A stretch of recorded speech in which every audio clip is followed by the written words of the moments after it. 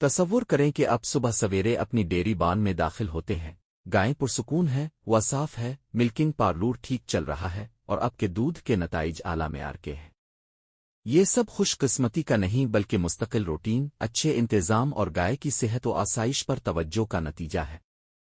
آج میں آپ کو عملی اور مؤثر طریقے بتاؤں گا کہ ڈیری گائیں کیسے سنبھالی جائیں اور دودھ کی پیداوار کس طرح بڑھائی جا سکتی ہے تاکہ آپ کی آنیر صحت مند، خوش اور زیادہ پیداوار دینے والی بنے۔ ایک، رہائش اور آسائش۔ گائیں بہترین پیداوار تب دیتی ہیں جب وہ آرام دہ ہوں۔ صاف، خشک اور اچھے بستر والے آرام گاہیں فراہم کریں۔ مناسب بیڈنگ سے کھڑے رہنے کے اوقات کم ہوتے ہیں، لیمنیس اور ماسٹائٹس کے خطرے کم ہوتے ہیں۔ مناسب وینٹیلیشن اور ہوا کا بہاؤ برقرار رکھیں تاکہ نمی اور امونیا ختم ہو، اس سے سانس کی اچھی حالت اور مجموعی آرام بہتر ہوتا ہے۔ کافی جگہ اور مناسب اسٹاکنگ ڈینسٹی رکھیں، بھیڑ بھاڑ دباؤ پیدا کرتی ہے اور خوراک کھانے کی مقدار کم ہو جاتی ہے۔ گرمی کے موسم میں حرارتی دباؤ کم کریں، سایہ پنکھے، پانی کے اسپری اور اضافی پانی کے نل فراہم کریں۔ گرم موسم میں کھانے کی مقدار گھٹتی ہے اور دودھ کم ہو جاتا ہے۔ 2، خوراک اور پانی۔ خوراک دودھ پیداوار کی بنیادی طاقت ہے۔ ایسی خوراک دیں جو مخصوص لیکیشن، لکشن اور پیداواری سطح کے مطابق متوازن ہو۔ توانائی، قابل ہضم پروٹین، فائبر، معدنیات اور وٹامنز کا صحیح توازن ضروری ہے۔ معیاری فیریجز، سیلیج ہائے استعمال کریں اور ممکن ہو تو ٹوٹل مکسڈ ریشن TMR اپنائیں تاکہ ہر بائٹ میں مطلوبہ غذائی اجزا ہوں۔ یہ رومن کے فنکشن کو مستحکم کرتا ہے اور کھپت زیادہ کرتا ہے۔ روزانہ تازہ خوراک بار بار دیں اور بینک اسپیس کافی رکھیں تاکہ اوپر والے کاغذ خوراک کو اکیلا نہ کھا جائیں۔ صاف اور تازہ پانی ہمیشہ دستیاب رکھیں۔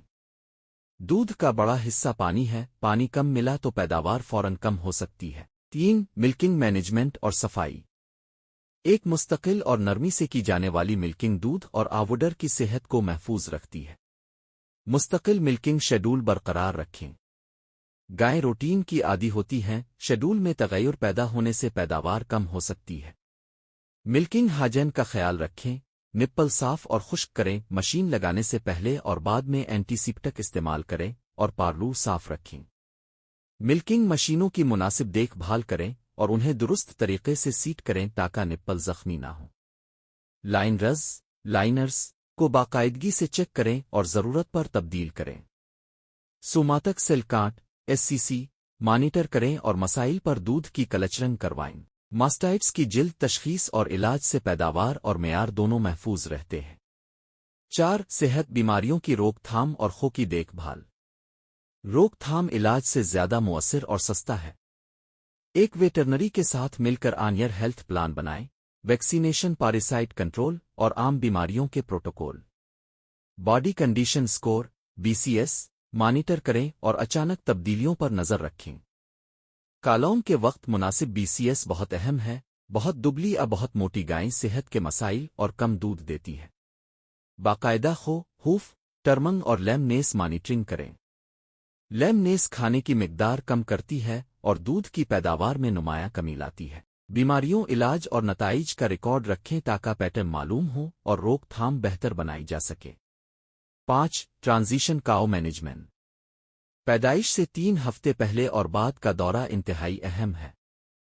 ڈرائی کاؤ نیوٹریشن کا خیال رکھیں تاکہ میٹابولک ڈس آرڈرز جیسے کیٹوسس اور مک فیور سے بچا جا سکے۔ معدنیات کا توازن اور لکشنریشن پر آہستہ منتقلی مددگار ہے۔ کلوز اپ اور فرش کا آز کے لیے صاف اور آرام دہ رہائش دیں تاکہ دباؤ اور پیٹھوجن کے رابطے کم ہوں۔ تازہ پیدا ہونے والی گاؤں فریش کاؤز کا قریب سے مشاہدہ کریں۔ بھوک، رویمنیشن، دودھ کی مقدار اور بیماری کی علامات پر فوراً توجہ دینے سے آئندہ پیداوار محفوظ رہتی ہے۔ 6، بریڈنگ، جینیٹکس اور بچھڑے کی دیکھ بھال۔ جینیٹکس اور ابتدائی زندگی کا انتظام طویل مدت کی صلاحیت طے کرتے ہیں۔ منتخب نسل کاری یا آرٹیفیشل انسیمینیشن استعمال کریں تاکہ دودھ کی مقدار، اوڈر کنفارمیشن، زرخیزی اور بیماریوں کے خلاف مزاحمت بہتر ہو۔ جینومک سلیکشن تیزی سے بہتری لاتا ہے۔ ریپلیسمنٹ آفرز کا اچھا انتظام کریں۔ مناسب خوراک، صحت کی دیکھ بھال اور پہلی پیدائش کی درست عمر سب مل کر مستقبل میں اعلیٰ زندگی بھر پیداوار دیتی ہے۔ بچھڑوں کو پیدائش کے فوراً بعد اعلیٰ معیار کا کولاسٹرم کلاسٹرم فراہم کریں۔ پہلی چند گھنٹوں میں اچھی امیونٹی بیماری کو کم کرتی ہے اور بڑھوتری و مستقبل کی پیداوار بہتر بناتی ہے۔ 7 ریکارڈ رکھنا اور مانیٹرنگ۔ جس چیز کی پیمائش نہیں ہوتی اسے بہتر نہیں کیا جا سکتا۔ دودھ کی مقدار، SCC تولید، علاج، خوراک کے استعمال اور کیلشیم کی وجوہات کا صاف ریکارڈ رکھیں۔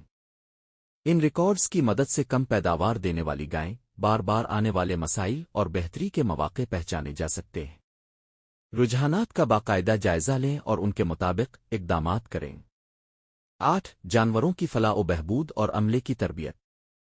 گائیں اس انداز ہینڈلنگ کا جواب دیتی ہیں جس میں ہم ان کے ساتھ پیش آتے ہیں۔ عملے کو کم دباؤ والی ہینڈلنگ، درست ملکنگ، خوراک اور علاج کے طریقوں کی تربیت دیں۔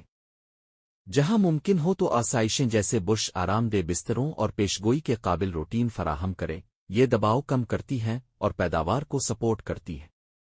ایک مثبت باخبر ٹیم میں سرمایہ کاری بہترین نتائج دیتی ہے۔